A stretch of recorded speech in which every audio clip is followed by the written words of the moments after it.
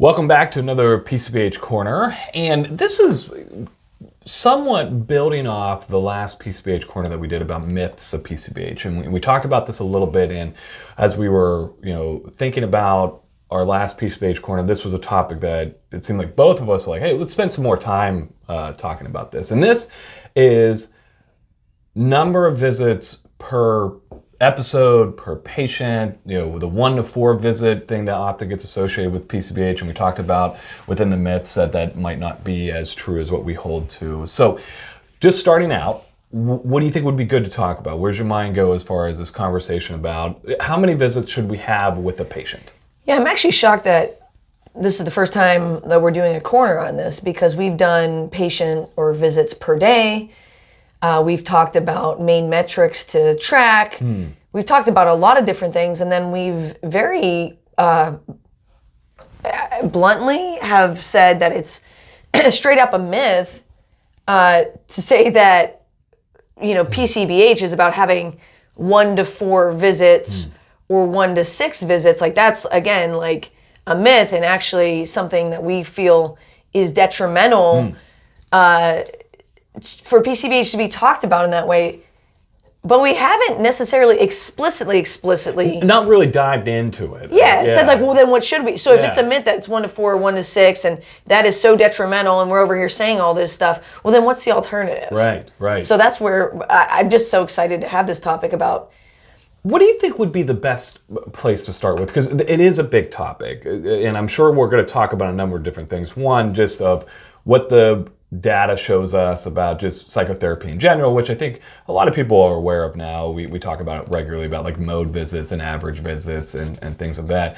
I'm sure we'll talk about what does primary care do and why that setting visit limits doesn't necessarily make sense in a primary care context. What maybe the relational frame is that when we get to a point, even at the introduction, when we say, hey, we only had 1 to 4 visits, what context does that create with the patient? And then also, what happens when you get to that 4th visit and you're kind of like, oh, sorry, we now have to refer, like all those different things. What do you think would be the best thing to start with? I think we should simplify it. Okay. So for as far as, maybe we should just answer blatantly what we think the number of visits should be. So in our last corner, we talked about the mode number of visits anybody will have in any setting for psychotherapy in general is 1.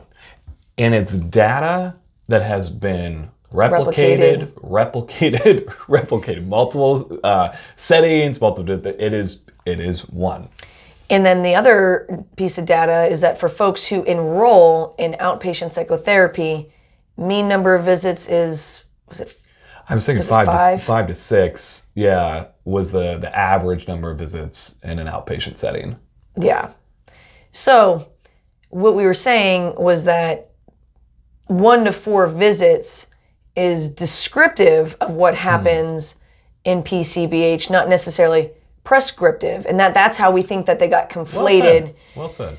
Together, was that you run the data over and over again in PCBH, and it keeps coming out as like, for every patient, it's like 2.5 visits, 2.5 visits, 2.5 visits.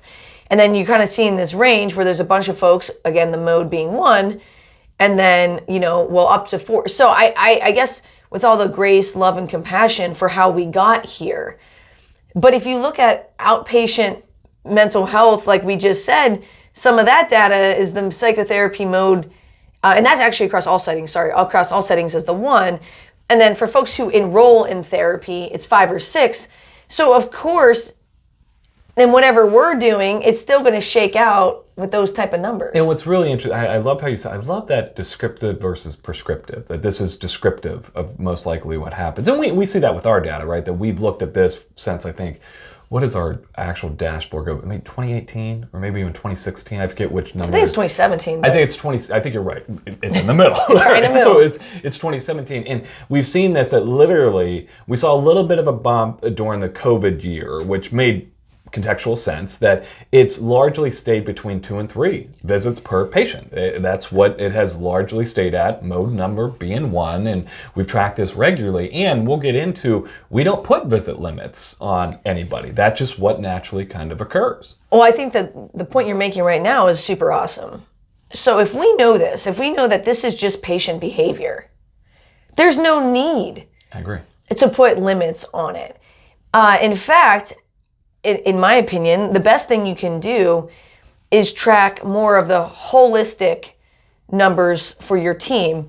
So, and individually and on a team rate of tracking how many unduplicated, also known as unique patients. So if you see Billy, Maria, and Susan, if you see them each 4 times, that's a total of 12 visits.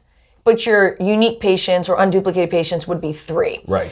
And so I think that by tracking that for each BHC of how many unduplicated patients are they seeing in a year, that's going to tell you a lot about how much reach into the population you're getting. If you look at the penetration rate, which is basically in the denominator all of the medical patients who've been seen, and then in the numerator is all the unduplicated patients who've seen BHC. And again, the denominator has unduplicated medical patients. And so say there was 5,000 medical patients who've come in a 12-month snapshot, and we saw 1,000 of them, then that would be a penetration rate of 20%.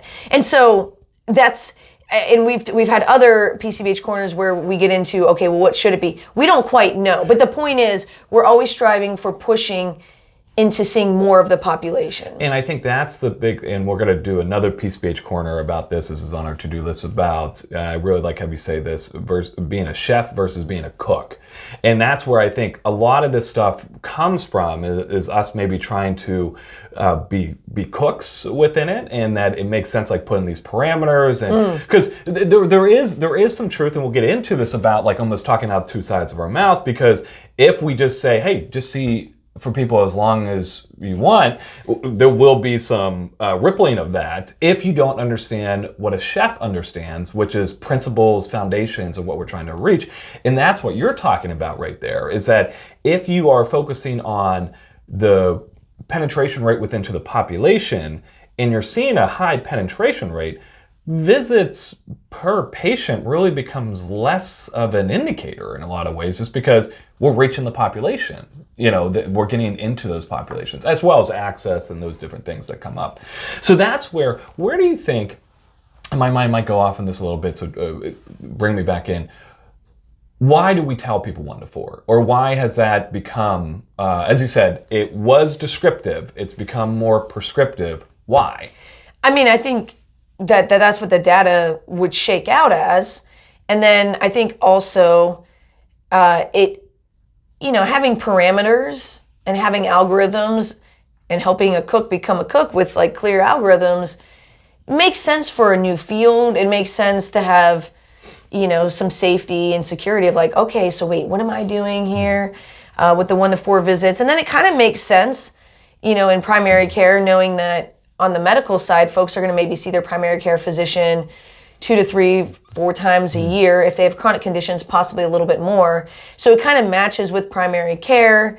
It's descriptive of what we're seeing.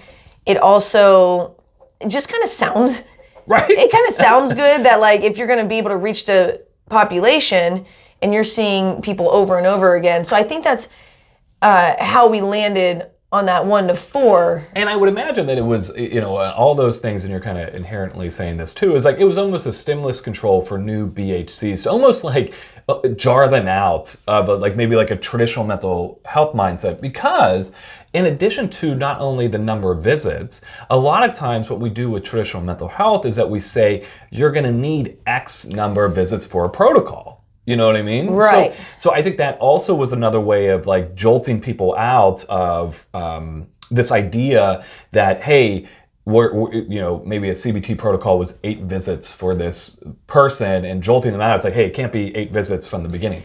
What's also interesting though, and this is the thing that this is why this conversation I think is really great, is that I still would rumble with anybody that's starting a visit with a patient with the expectation of how many number of visits it's going to take, even if it is 3, even if it is 4. Right. I was just having a conversation Oh, with my.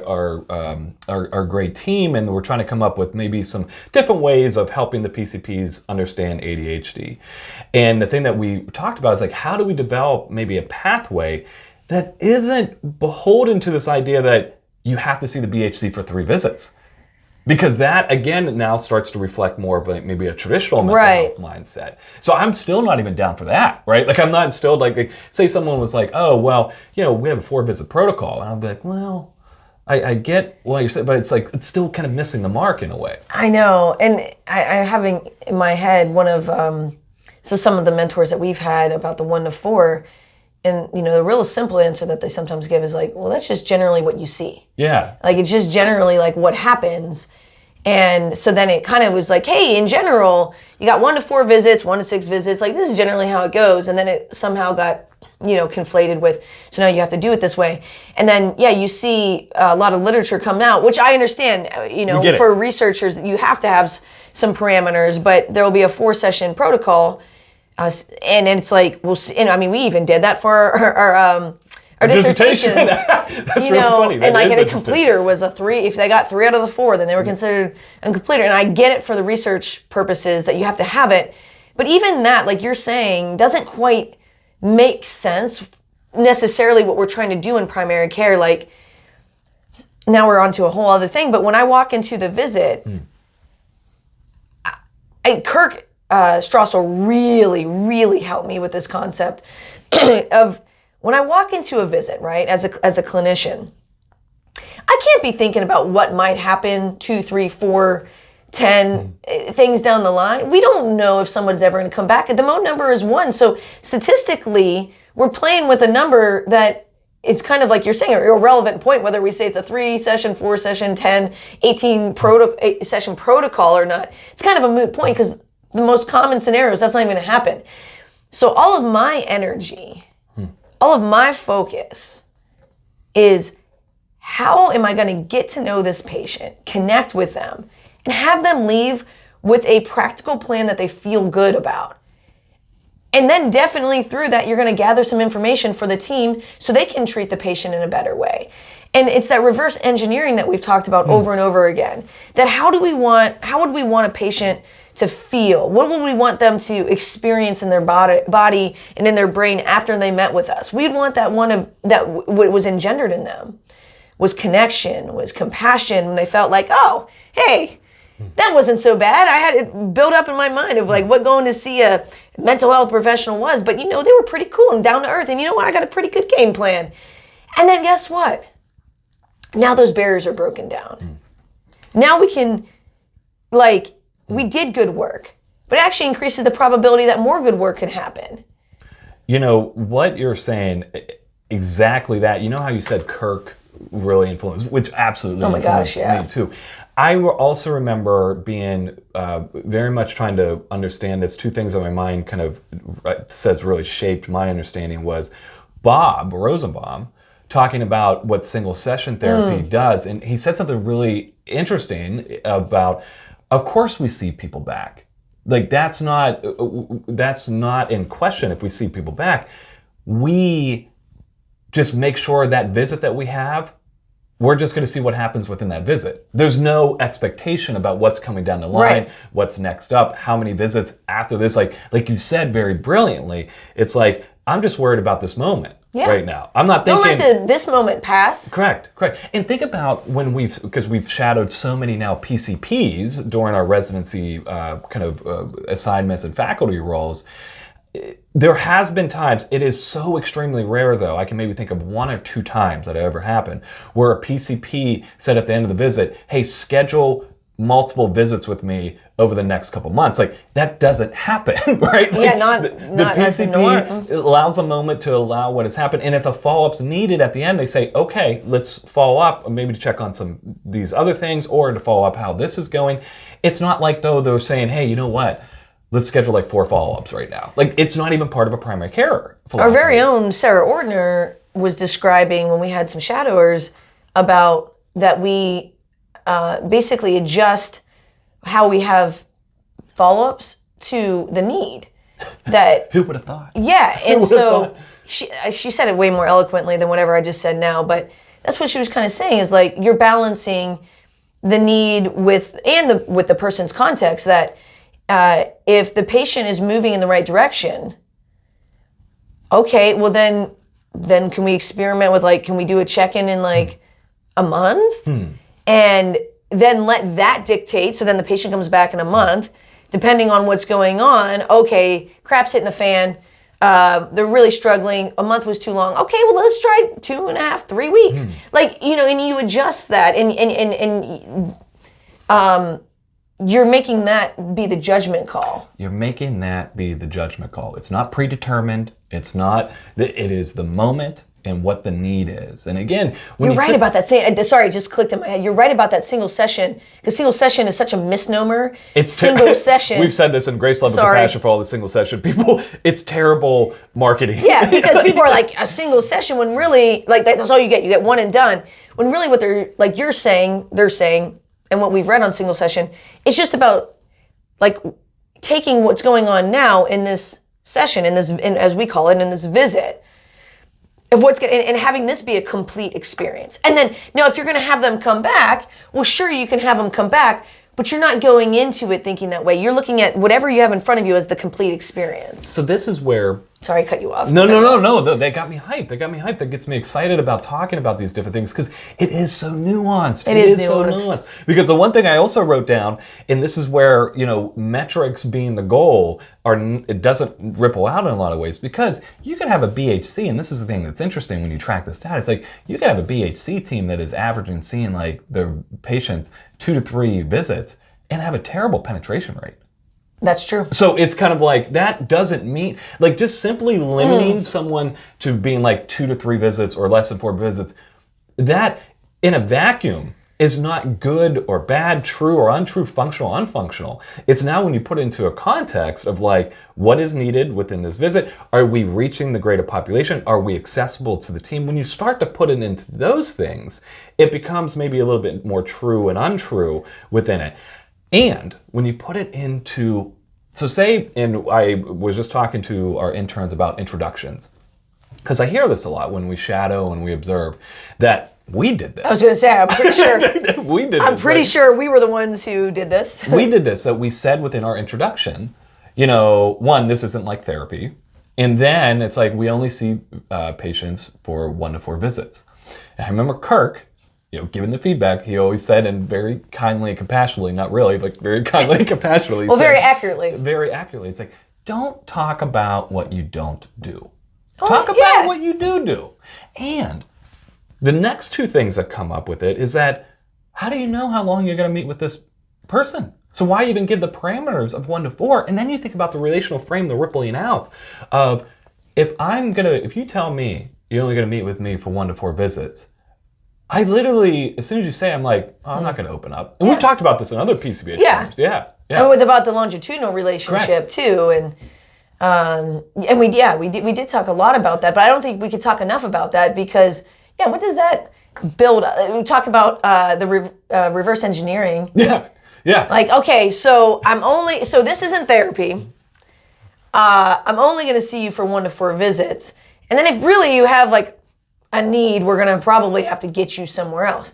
And kind of like, and I say this with love, grace, and compassion, because I know folks are out there doing their best. We were doing the best that we could, and I wouldn't want to be mean to... And who the hell knows if we're right? Well, yeah, that's true. But I don't know. That's just like, again, that's just one of the least inspiring messages that I've ever heard of, like, I'm just going to give you this, like, really shitty, like, watered down, like I need to get you somewhere else. I love that you're swearing. And I think the thing that my I know, this mind is 2 times in a row now. I love it, because that allows me. I swear more than you do. You know, so my mind goes, then you think about what we talked about. Was the last one, or maybe a time before, maybe it was, we've talked about it multiple times, doesn't really matter. As a BHC, does that feel good? Like, does that produce inspiring work to say, there's a finite amount of time that I'm going to work with you? Almost like inherently saying, like, as you said, walls. Yeah. Right? And a lot of people got into the behavioral health field not to have walls and parameters that keep them from knowing people or engaging with people. And that is probably why it makes sense in a lot of ways that you see people, if you frame this as 1 to 4, then it's like, yeah, I don't know if I would ask a lot about context. I don't know if I would ask a lot about, if trauma's there. Like it just starts to put these natural like jail barriers around what you can do. What you can and can't do. And going into that mindset and thinking about way back when we first started, it was because I didn't feel comfortable. First of all, I didn't think that people could change. Because in one visit. Yeah. Not because I inherently thought that. Man, I'm losing my voice. Not because I inherently thought that, but because the way we were trained was you get a psychopathology diagnosis and then you treat the psychopathology. So from that lens, it didn't really make sense that like one visit can have somebody go from having psychopathology to not having psychopathology. Remediation. And so it was the entire lens. It was the entire perspective. And I think that when it started making more sense to do all this other stuff, I had to come to terms with like what I thought just about human beings. And I kind of had to do, unfortunately, or we had to do a lot of unlearning. And that, again, is not any type of criticism. We've had great training. It wasn't towards anybody in particular. It's just kind of the way the field of psychology is set up. But when you start looking at like single session therapy, solution-focused brief therapy, you start looking at like functioning versus having remission of diagnostic criteria. Then you start looking at it as like, oh, and put no more eloquently than Kirk. If your only job is to show up, get to know this human being, and help them to do one thing differently in their life, you don't know what that ripple could cause down the line. And you think of it, you go into your visits with that mentality, not about whether or not they had psychopathology and now after one visit they don't, and not getting all caught up in that, then all of a sudden, infinite things that you could do to help somebody. Infinite things that you can do. And it goes back to that quote that we've been talking about. I wrote up on the trainees wall, and Bob doesn't say the quote, but he talks about this regularly. A moment can change a day. A day can change a life. And a life can change the world. That's where, when you approach it, that just like, focus on this human. And maybe, as you said, like changing one thing, and who knows what that is going to ripple out to. The other thing that my mind goes within this conversation is, we talked about this a little bit, about just how much like a 1 to 4 visit parameter and distinction really isn't reflective of primary care, and something that we talk about regularly. And I love the way you frame it. My mind is still loving the way you framed it in the myths video about, we just haven't had the field long enough to understand the importance of continuity. 1 to 4 visits almost immediately takes out one of the primary factors of primary care.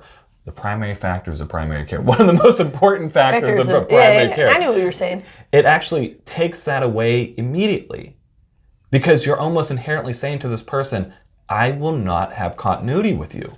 I think that's a very good nuance, because a lot of PCBH, you'll say episode of care is approximately 1 to 4 visits, which actually gives you a lot more latitude. But over time, it kind of shakes out of like, it's a great 1 to 4. And so I think that it's a lot easier to do when we do our visits per patient. We're looking at it on like a 12-month snapshot. Right. Because I want to see people year after year after year. And so, you would hope. Yeah, so if I saw a patient in 2020, 6 times, in 2021, 5 times, 2022, 2 times, and now in 2023, 4 times.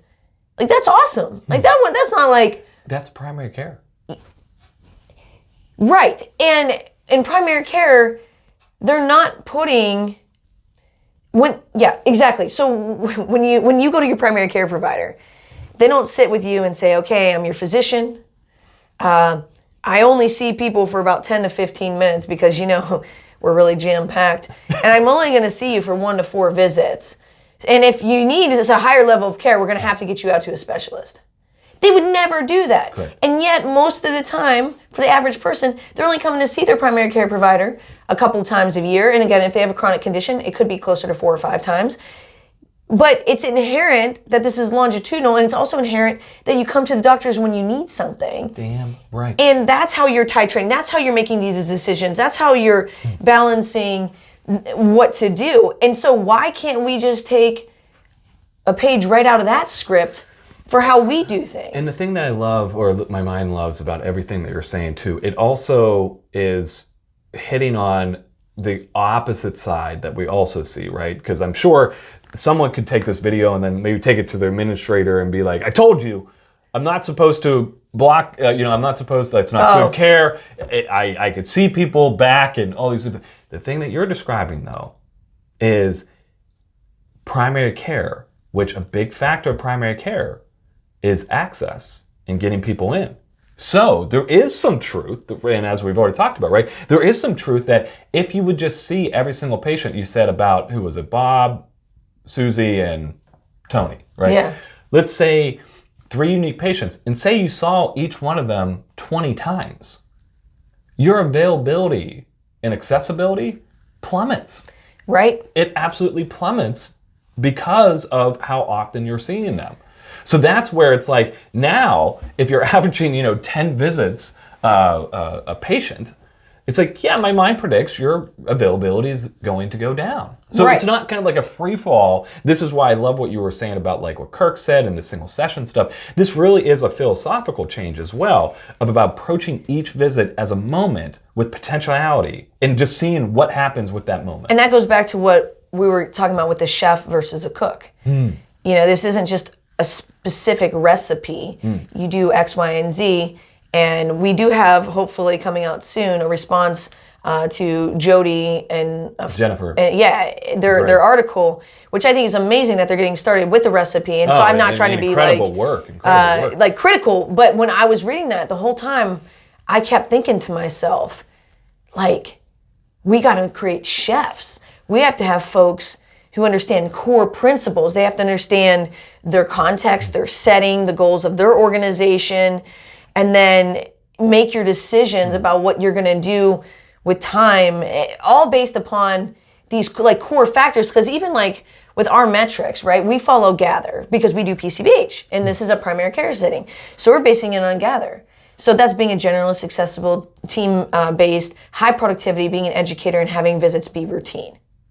And so in that, we have our core metrics. So high productivity, so we're going to want to see a lot of patients a day. We're aiming for 8.5 and up per day, right? And visits being billable. Billable, yeah, or 98% of them being billable visits. But we also want to be accessible. So in our system, based on how things are, having a lot of same day and warm handoffs is, super important. And so if we're meeting that, so if when we're looking at our overall metrics, right, and we're having a really deep penetrance into the population of the amount of people that we're seeing, right? And we're having good accessibility with a lot of warm handoffs, and the providers are very satisfied with our warm handoffs and our accessibility. And we're seeing 8.5 patients a day. I guarantee if you did the math, Correct. It would come out somewhere between 2 and 3 visits per patient per 12 months. No question. And the That's thing without putting limits. And that's the thing. Never do we talk about, because we have patients that we've seen for almost 9 years. a decade. For as long as we've been here. As long as we've been here, and they've been maybe coming in once a month to check in over that 12-month snapshot.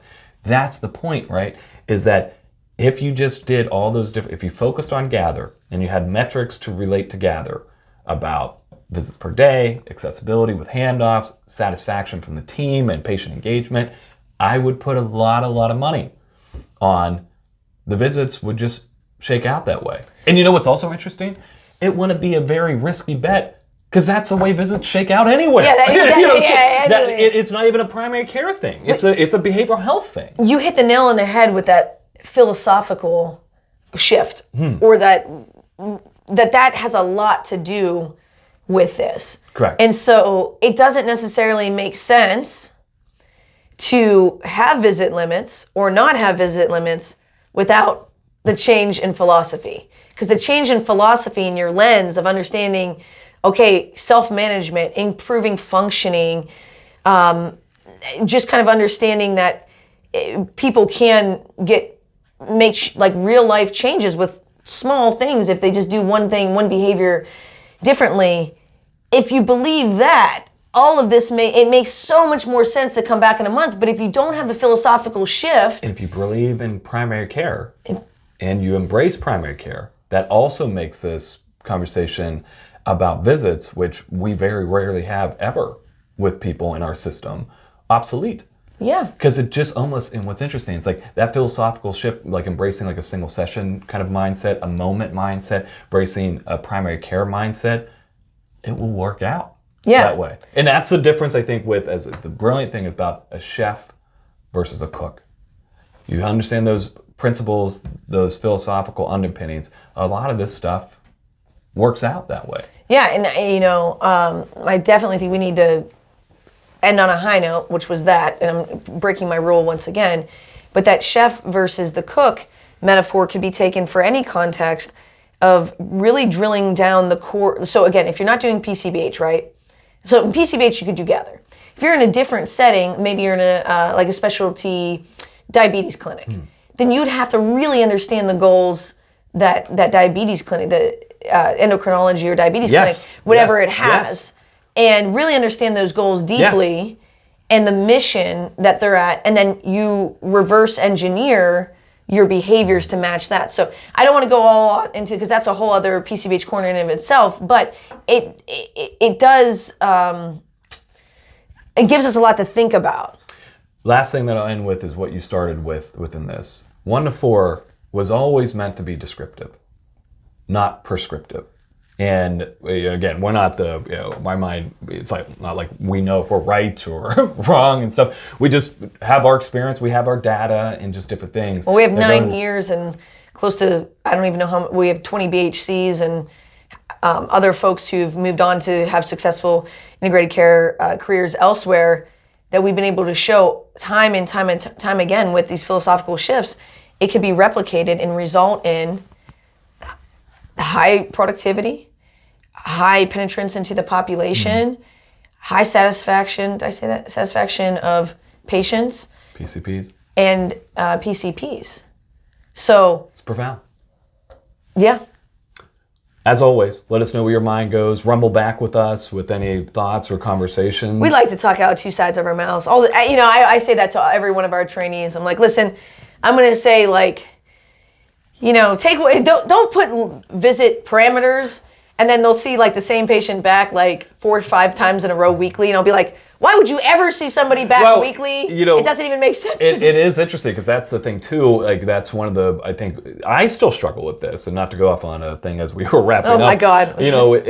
I still struggle. The thing of PCBH I still struggle with now is follow-ups. Yeah. Like how do you negotiate them? How do you discuss them? Because I'm still very much rooted within that, mental health kind of framework. Like, you need to come back. You need to come back. Well, that sounds like another idea for a demonstration video of how to negotiate that follow-up. Well, thanks for stopping by, and as always, let us know where your mind goes.